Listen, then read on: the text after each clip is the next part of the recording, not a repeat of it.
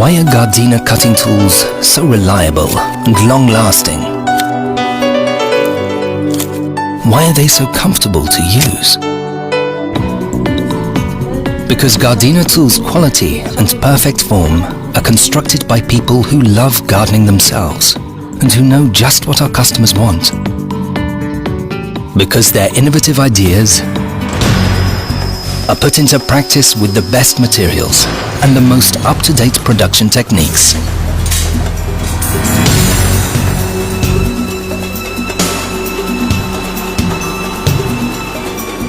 Because we make high-quality materials even harder and even better. Because we strive for perfection in the production phase. Only our best blades go on for further processing. Because we constantly test our blades for precision.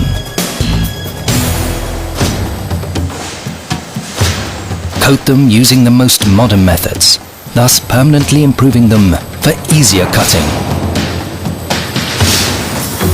Because our precision blades are mounted with the greatest accuracy. And ultimately, because our employees have a trained eye and an intuitive feeling for each of our products. This is how perfect cutting tools are created, produced and tested for many years of tough garden use. They resist blistering sunlight. In tests, our high-quality plastics have to withstand the intensity of 3 years of Australian sunshine. They are left out in the cold, defying temperature shocks from -10 to +60 degrees Celsius.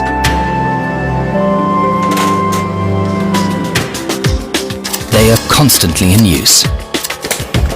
Training in the laboratory for a marathon 7,500 meters lawn edging. They are tireless, enduring tests in which the handles are opened and closed 50,000 times and 5,000 cuts in hard, dry beechwood.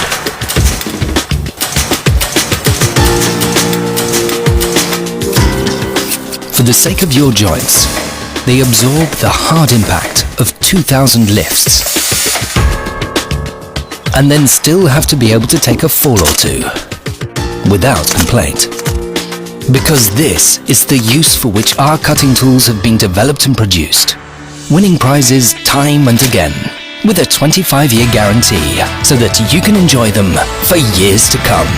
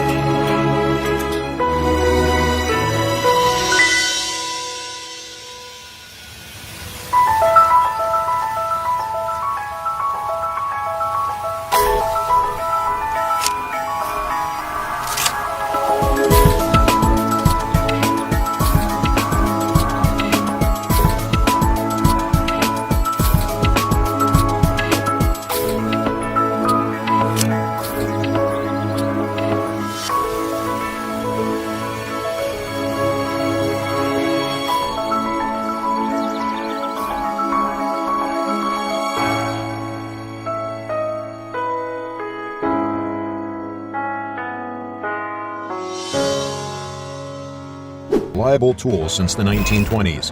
Born in California, we have a long history of creating lasting performance tools for professionals and gardeners. It started with one tool that revolutionized an industry nearly a century ago. With that brilliant innovation of the single orange clipper, the citrus industry became known as the second gold rush. Since then, generations have relied on our high-quality performance tools to work as hard as they do. Corona's groundbreaking innovation, superb engineering, and craftsmanship has made us the trusted American brand we are today. Industries may change, but our commitment stays the same.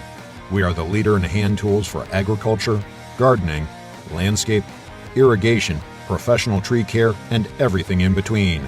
No other tool manufacturer offers Corona's extensive selection of quality hand tools to get the job done season after season. Today we're talking about making healthy pruning cuts, and it's easy to find good examples of that at Old Brick Botanical Gardens in Madison, Wisconsin, where we are today. Now, this is a shrub that was recently relocated to this area. They've cut it back to shape it up and reduce its size. And it's interesting to see the cause and effect of making those cuts. Now, I know a lot of people think that when you make a cut, you're going to reduce the size permanently, but that actually is just the opposite of what happens, because every cut stimulates new growth, and this is a great way to see what happens when you do that. Now, you make one cut, typically you're going to end up with 2 new branches. So if you're really trying at home to fill out a shrub or a tree, go ahead and make that cut and you get twice as many branches from the result. Now, if you have a bud or a branch where you're trying to promote the growth of that, you want to make the cut about 1/4 to 1/2 inch above it, and do so at a 45-degree angle. That's going to help shed water. Also, when you make the cut, find a pair of bypass pruners as opposed to Anvil pruners. Bypass pruners have a blade that passes by the hook, the stationary portion. And also, put the hook end on the discarded size of the branch so that you can protect the remaining bark.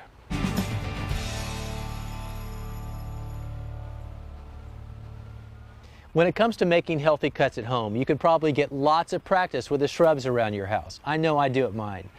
So when I look at a shrub like this, I see some live areas and some dead areas, and I know that I want to eliminate the dead areas, so that's an easy first step. And you know, don't worry if you get a little aggressive here and you actually cut a piece that you didn't want to cut. Again, cutting stimulates new growth, so whatever you take out, you're going to get new growth behind it. And basically, I'll do that all through this shrub. I'm looking for all the dead wood, and I'm taking it out. If there are any branches growing too closely together or they're crossing, those come out. So that's the next thing I'm looking for. And I see a few of those here, so I'll make those cuts.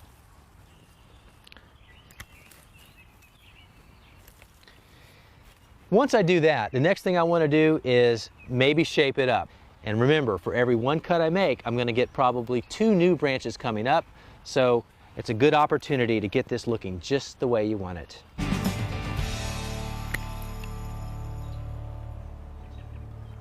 When it comes to making the right cut as it relates to trees, there are a number of considerations. First of all, because of their prominence in the environment, they're very susceptible to storm damage. So anytime you have a storm event in your area, go out there and check your trees. If you happen to notice a broken branch or 2, go ahead and remove them, because if you don't, you've got that exposed bark. Again, that's an open highway to pests and diseases. We want to eliminate that and go ahead and follow it back to the main trunk and cut it off. Now, if we don't do it, there's something that happens, and it's called a water sprout. That's some natural growth that comes from just below the wound. That's the tree's desire to go ahead and send out some new growth to replace the damaged area. But that new growth is never attached very strongly, so that's not going to do you any good either. So you might as well remove that while you're in there looking around. The other thing we want to consider are those inward growing or crossing branches. This is a good example of that because there are both things going on here. You've got a branch growing inward towards the center on that, and a branch growing inward there. In addition to that, they're crossing. So this is an easy one. Both of these have to come out. Now, as you survey your landscape, there's something else you should be looking for when it comes to making healthy cuts with your trees. Look for those trees that have a secondary or competing leader. Now, there are a number of trees that have this. Hemlock come to mind. They have a primary leader, but a lot of times they'll develop this secondary branch. It has a very narrow crotch angle, and it too appears to be a leader, but it's not. It's weaker, it doesn't grow as quickly, and it's competing with the primary leader. So go ahead and follow that back and cut it down at the base. Your tree will look a lot better, and it'll be healthier too. Now, similar to secondary leads, be on the lookout for narrow crotch angles. These are branches that are growing almost vertical. they're never attached as strongly to the main lead. So go ahead and follow these back and make the cut. When it comes to making healthy cuts, it starts with having the right tool. And when we're talking about tree branches, the best tool for that is a pruning saw like this. Now, there's a very simple technique involved for making the right cut. Come out from the main trunk about 6 to 12 inches. And your first cut is an undercut. And you cut through the bark about a third to a half of the way, no more than that. But that's a very important cut, and you'll know why in a second. Now it's time for cut number 2. You do that about 6 inches outside of the first cut, and go ahead and do that from the top. Now you can try to cut all the way through, but that's not going to happen. Before you get all the way through, that branch, the weight of it is going to break away, and with it, it's going to take the bark. Now the bark would normally go all the way to the main trunk and tear down the trunk, but because you made the first cut, that very important first cut, it's going to stop that bark tear, and that's what it's all about. And for the final cut, number 3, you only have about a 12-inch piece of branch here. You can cut all the way through that from the top. Now what you're looking for is the branch collar. That's the flare where the branch joins the main trunk. But because it's only about 12 inches, cut all the way through. The weight won't be an issue. You'll have a clean cut and a healthy cut too. Now this is a great looking hedge, and one of the reasons I love it so much is that it's full from top to bottom. Now perhaps around your house you've seen hedges that are really full at the top, but at the bottom not so much. Pretty sparse. You even see all the branches and the legs. You don't want that, and there's a reason why that happens. It's because somebody comes along and they cut across the top and give it a nice haircut, but we know by making those cuts we're generating new growth. But that new growth comes at a cost. And that cost in this case is that the sun is not able to get down low because of all the new growth. So you have all this lush growth going on up top, but not much going on down low. So the way around that, next time you make a cut, go ahead and make the bottom part a little bit wider than the top, and you're going to get a full plant from top to bottom too.